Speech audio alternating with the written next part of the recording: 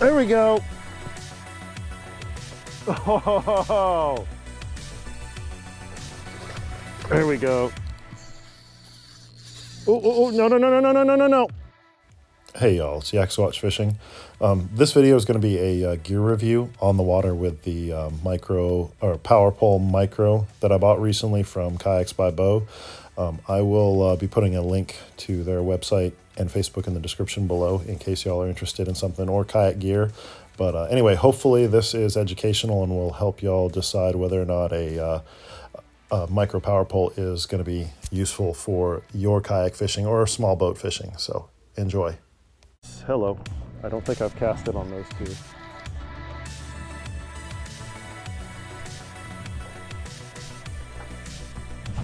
There we go. Oh, there we go. Oh, no, no, no, no, no, no, no, no, no. That was a mistake. I backed off on the drag and he took off. This one's bigger than I think he is. All right, now he's away from the structure. Oh, there we go. There we go. We're looking at about 24 and a half inches. I'm gonna see. Oh, there we go. I don't know what the wind thinks it's doing, but it keeps spinning me on this anchor pole.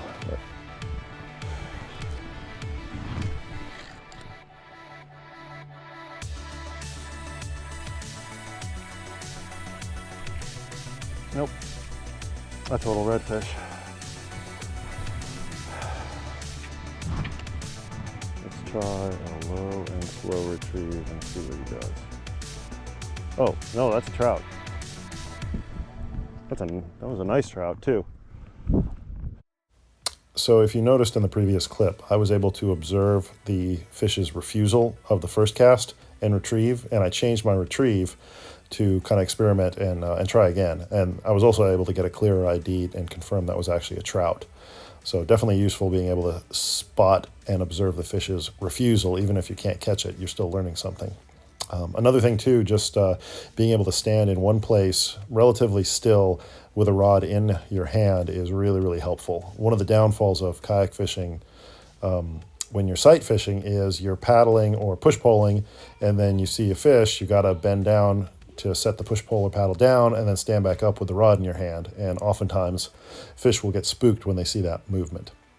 So definitely useful. Also, if you're drifting, oftentimes you're drifting, you can't really control the speed of your drift, especially on a day like that day, which was blowing 20 miles an hour. Oh, there's something.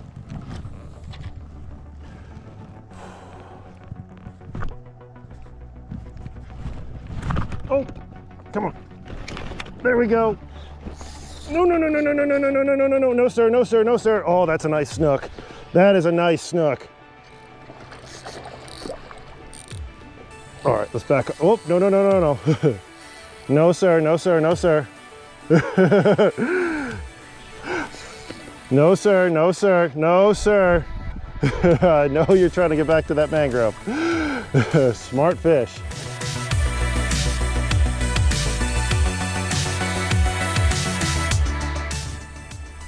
So that, this micro power pole has been absolutely instrumental in both of these fish I've caught. Also with just being able to sit here and make pot shots and botch a lot of pot shots at them. Crazy, most people think of redfish as being a typical sight fishing target. And I've thrown on a bunch of redfish, but they have not been interested. The snook, on the other hand, I had that one follower initially, and then that 24-incher, and now this one that was just under 29. He was like 20, he was 28 and a half, maybe 28 3/4 of an inch. So that was definitely a slot snook. Yeah, all three of these snook have been interested. Redfish have not. But yeah, this micro power pole being able to just keep me on this spot, even though we're kind of spinning because we're in a little, I don't know, a wind eddy, still being able to hold one spot and being able to stand relatively still and line up a good shot on these fish has been crucial. All right, All right, Mr. Anchor Pole, if you're gonna have me facing this way, I'm gonna have to turn around. Ooh. Oh, this will be interesting if I hook something like this. And now it's turning me back the other way. Of course it is. All right. Well, good thing about the Lynx is it is very stable and makes turning around like that a lot easier. All right, y'all, we're on the wind-blown bank this time. We're a little further from the actual mangrove shoreline, but we kind of have to be, because with the wind and chop hitting us from directly astern, it's kind of making a bit of hull slap. So we don't want that noise spooking the fish, but fortunately, with the wind going the direction we're trying to cast, we're able to make a little bit longer casts. What I might do is just hang out here for a couple minutes, then unspike us, drift forward, then spike us back down again, blind cast for a few minutes, and so on and so forth. Yeah, we'll go ahead and unspike and drift a little ways. Blind cast as we go.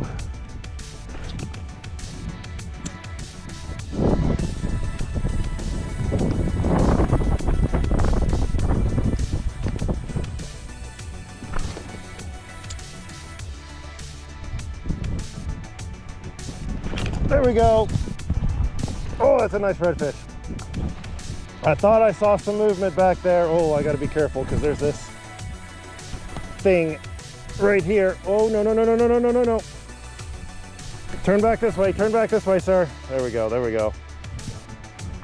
I don't know what that thing is.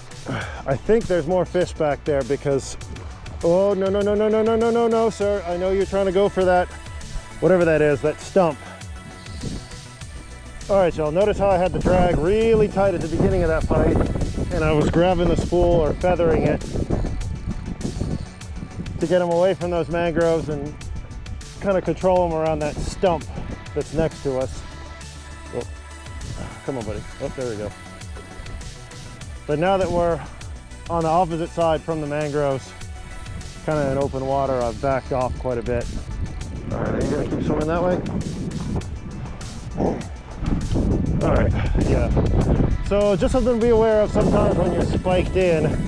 I could unspike, but I don't want to get blown into the mangroves and then turn this into a cage match. Just something to be aware of when you're spiked in with that power pole. You may have to go up and over if a fish circles your boat.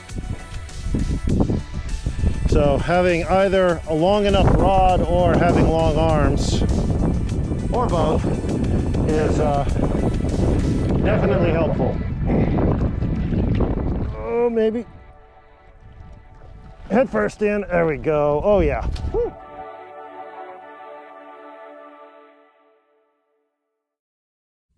All right, y'all, I wanted to summarize the pros and cons that I experienced on the water today with the Power Pole Micro. So going over the pros first, we have a remote control that you can conveniently carry on yourself and just push button up and down. It is really useful for boat positioning on days when there's really, really high wind or on the wind-blown banks of mangroves and structure and things like that, where the wind can be blowing bait fish up into the structure and fish can be hanging out feeding there. Trying to deal with these sorts of conditions on a foot pedal or even a hand paddle kayak is can be a huge pain, especially on a day like today that was 20+ mile-an-hour winds. One thing that was absolutely crucial today was having leverage with a tight drag or putting my hand on the spool to pull fish away from those mangroves and out into open water where I could then back off on the drag and take my time fighting them. So this is a huge deal for me and for my success today. Another thing too, being spiked in place with very little basically being spiked in place, the fish kind of see you as like a natural feature of the terrain around you. There's no sharp movements or things like that of the kayak itself drifting. Or another important thing that I had no idea about until recently is a kayak, any boat, but even a kayak, will push a pressure wave as it moves through the water, and fish, particularly snook, can feel that coming, and so that can spook fish as well. Another thing is you don't feel rushed. You can kind of line up a cast, and also you can take your time on follow-up shots. Another big important thing is no movement, or at least minimal movement of you, because if you're drifting or paddling or push-pulling, push-pulling or paddling, oftentimes the movement of you bending down to set your paddle or push-pull down and then standing back up with the rod in your hand, that will spook fish. So there's none of that. Last thing that was really important for me, and you'll also see it in my other video from the same day, I've got a 10-minute tutorial of how to approach sight fishing a bank and kind of experiment with different retrieves. Being able to watch the fish as they looked at and refused my lure was instrumental in being able to adjust my retrieve, because I started out basically doing a straight retrieve with that Molotron, and then I started doing a retrieve, pause, and I got a little bit more interest, and then I tried to slow crawl it across the bottom, and that got no interest, and then I started working it more and more aggressively until it got to the point where I was basically using it like a jerk bait. And they were really keyed in on that. So being able to observe the refusals and adjust accordingly was a big part of my success today. All right, so going into the cons, one big issue I didn't run into today, but I know it's going to be a problem when I go to fish docks and potentially bridges, is going under things with that power pole. If I'm planning to fish bridges, it's really not going to be an issue because I'll be in deep water. I'm not even going to have the power pole on.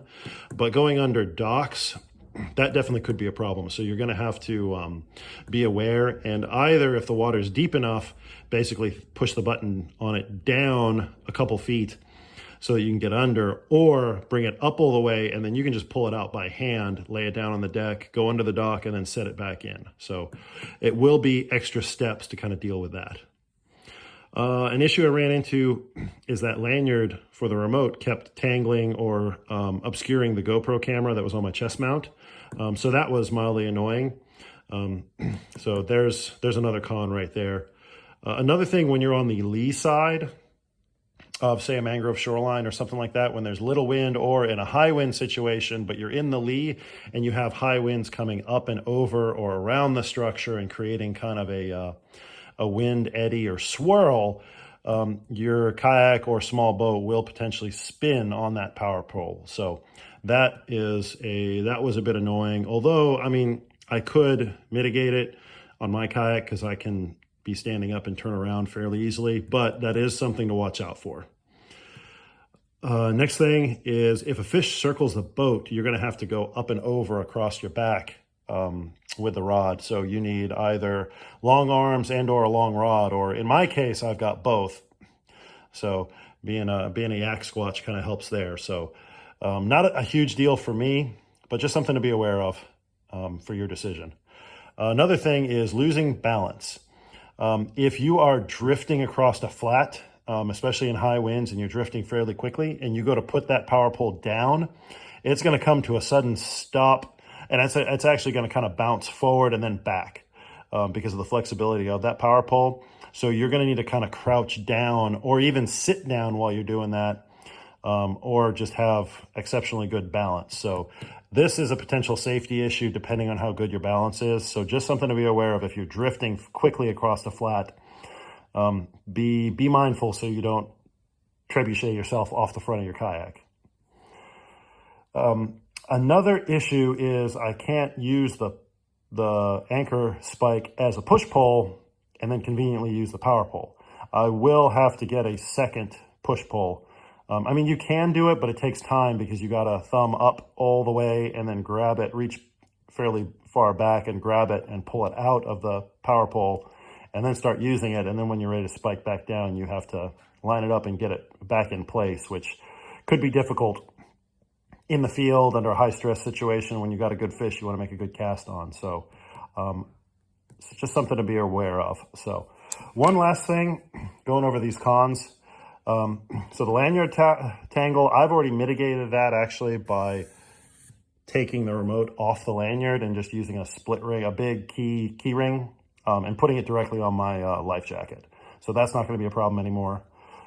Fish circles the boat. For me, this isn't a problem. So I'm going to scratch it off for my overall score and review, but just something to be aware of if that's an issue. That may be an issue depending on the types of equipment you have, things like that. Losing balance, I'm pretty tall, and there's a video you're going to see coming out soon where a big snook pulls me down to my knees, or rather it forces me to take a knee so I don't end up off my kayak in the water. So stay tuned for that video. Last thing, I will be getting a second power pole that I can just keep on the deck. So again, for me, that one will be mitigated.